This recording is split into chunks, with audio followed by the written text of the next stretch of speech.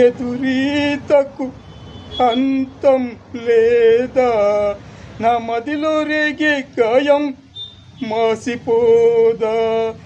ఎదురీతకు అంతం లేదా, నా మదిలో రేగే గాయం మాసిపోదా. వాడిన ప్రేమ వసంతం కాదా, ఇంకెన్నాళ్ళు ఈ ఎదురీత.